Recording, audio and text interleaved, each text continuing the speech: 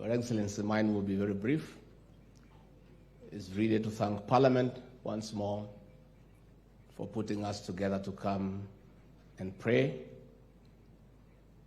The power of prayer has been significant and present in our lives, individually and collectively as a nation. President William Ruto and I were prayed into office by the people of Kenya, and our administration continues to thrive, arising from prayers from the people of Kenya. When we came into office, we had the worst drought in 40 years after 5 failed consecutive seasons. And through prayer, God gave us rains, indeed beyond our fair share.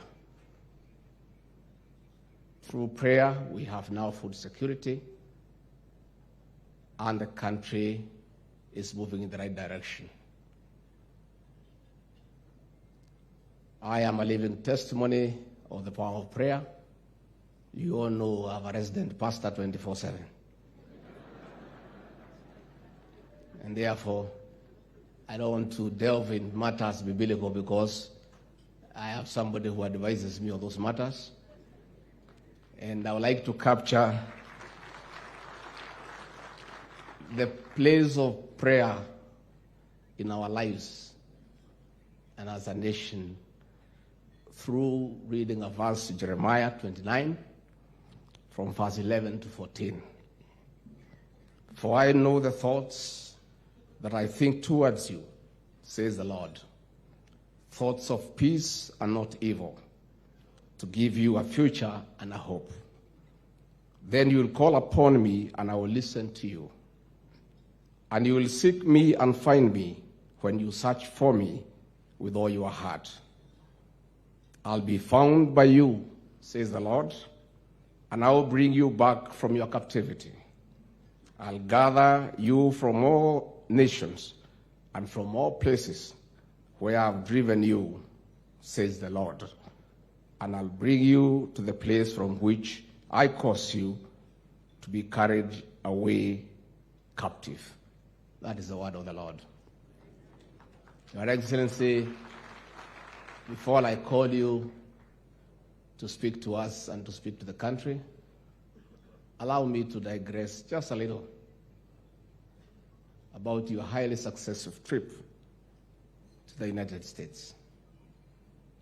Kenyans were very proud of the way you represented us in that great country. Your speech, hiyo kizungu ilikuwa sawa kabisa. And Kenyans were very happy that you put Kenya on the world map and the gains that you negotiated for the country.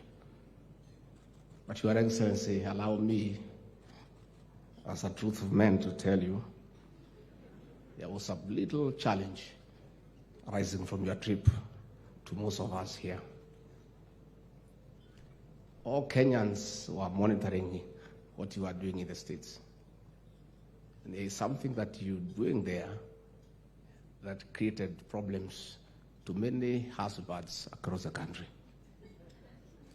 When you are walking there holding the hand of the First Lady, it put us back here under a lot of immense pressure. Your Excellency, our spouses, led by mine, Pastor Dorcas, were demanding that we emulate the president and hold their hand wherever we go. Mine, and you know she's a pastor, even went beyond that. I walk her to the car. She was even saying around the house I hold her hand. And I was not alone. Najua Musalia, we call each other Omwami.